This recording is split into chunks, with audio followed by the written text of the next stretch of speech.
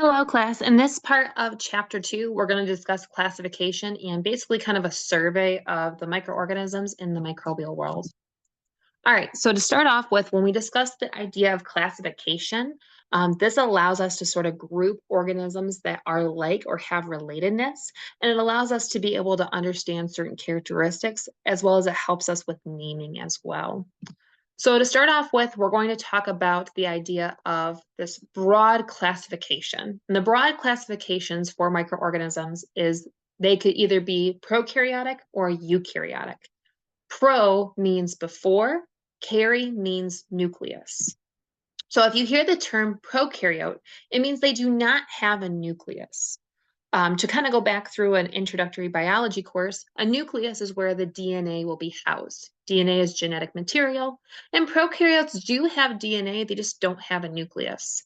They also don't have membrane-bound organelles, so they don't have a Golgi apparatus. They don't have a rough endoplasmic reticulum. They don't have mitochondria. And so some examples of prokaryotes would be like bacteria and what we're going to call archaea. Bacteria are really abundant. In fact, we can find them in many different environments. Archaea we tend to see more primitively, and they are usually in more extreme environments. Then we have eukaryotes. And if you see EU, EU is good or true, and kary again means nucleus. So these guys do have a nucleus, and they do have membrane-bound organelles. Eukaryotes also tend to be bigger than prokaryotes, and they can be single-celled like prokaryotes, but they can also be multicellular. So when we talk about microorganisms, we're going to find fungi, which are going to be like molds or yeast.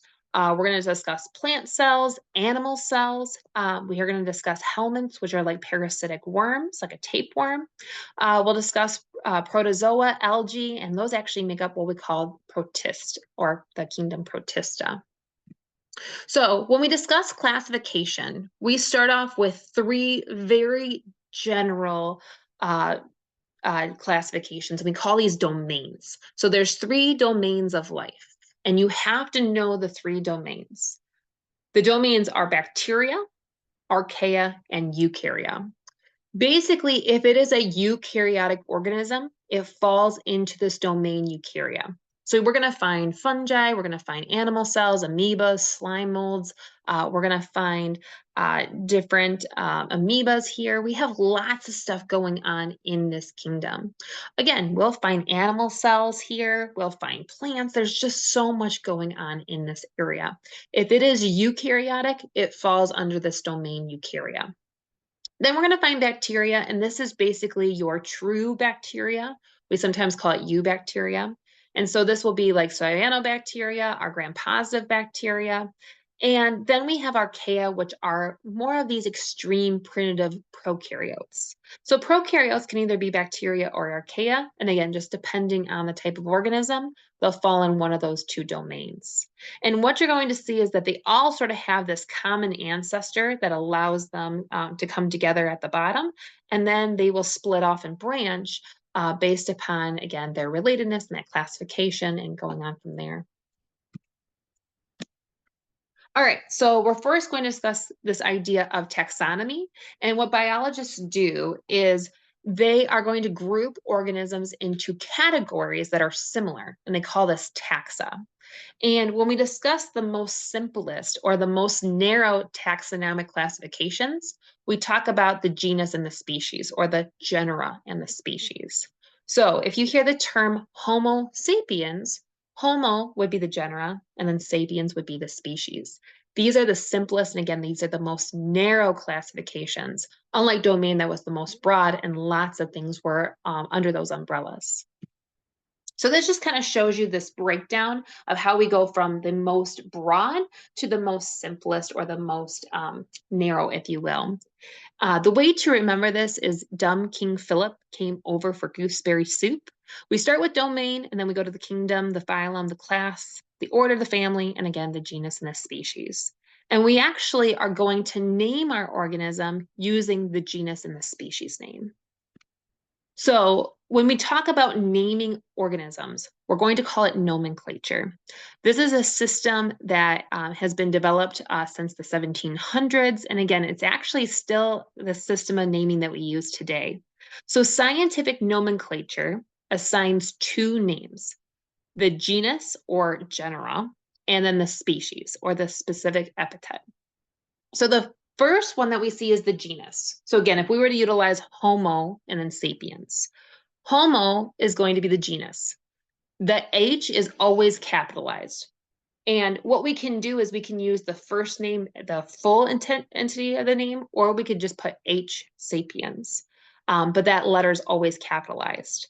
Then we move on to the species name, and it follows that genus, but it's not capitalized. So in the example down below, you can see a little bit more detail. We have Streptococcus pyogenes, or what you will notice when we write this way out, we're going to italicize it, but we can also underline it as well. Either one of these is considered to be appropriate. We can also call it S period pyogenes as well. And as long as that S is capitalized, that would also be correct. So you can see it basically three ways. We could put it as S period pyogenes italicized. We could put Streptococcus pyogenes italicized. Or again, we can have it be underlined. But this would be the proper way to name this organism. Now, what will happen is we can have different strains or serotypes. So they're the same species, but they have a little bit of a various or different physiology. So some species or some strains may be actually resistant to certain antibiotics. Like for instance, we'll talk about MRSA, methicillin-resistant Staphylococcus aureus. That strain or that serotype is antibiotic resistant. The other example would be E. coli. Again, there's multiple strains of E. coli, but the disease-causing strain that we really are well known and we've heard a lot about is this strain 0157H7 in particular. All right, so when we name them, again, the scientific names can actually describe the organism. So, for instance, we have Staphylococcus aureus. Staphylococcus would be that genus, aureus would be that species name. Staphylo refers to its arrangement. So if you look under the microscope, the arrangement are like grape-like clusters. Coccus would tell us that they have a spherical shape. So you would see these little circles all in a grape-like cluster. And then aureus actually tells us what it looks like from a colony perspective. So not in a microscope, but on a petri dish called an agar plate. They are going to give off these gold or more like yellowish color colonies. And aureus comes from that Latin term.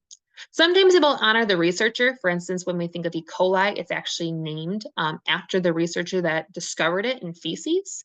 And sometimes it can describe the habitat as well. So if we were to look at E. coli, coli reminds us that they live in the colon or in the large intestine. So I have a little game for you to play or a little question to ask. Which of the following is the correct way to properly type the scientific name?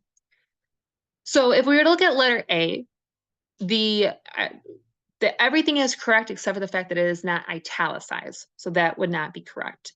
S. pyogenes, again, although we do have capitalization of the genus, we have capitalization of the species. So that's not correct. If we were to look at figure C, again, we have a problem with the Streptococcus and the pyogenes. The Streptococcus is fine because, again, that is going to be, it's going to be capitalized, but again, pyogenes should not. So if we're to look at letter D, that would be correct. We have it italicized. We have Streptococcus, again, with capitalization. Pyogenes is not. And figure E, although it's italicized, again, we have that problem with the pyogenes. So remember, your genus should be capitalized. The species should not be. The whole name should either be italicized or it should be underlined. So the correct number or the correct letter would be letter D. Now I'm going to ask you about relatedness. So what we're going to see here is we have Streptococcus pneumoniae and we have Mycoplasma pneumoniae. Although they both have pneumoniae in their name, they're actually not related because their genus is not the same. In order for them to be related, they would have to have the same genus. So unfortunately, these guys are not related. All right, now looking at this, we have Staphylococcus aureus and we have Streptococcus pyogenes. Although we see that the S can be misleading. Staphylococcus aureus is the full scientific name. And then we have Streptococcus pyogenes. Staphylococcus and Streptococcus are not the same thing. So no, these guys are not related. Now, if we were to see Staphylococcus aureus and Staphylococcus epidermidis, these guys are related because they do have that same genus. The genus is the same, therefore they're going to be related.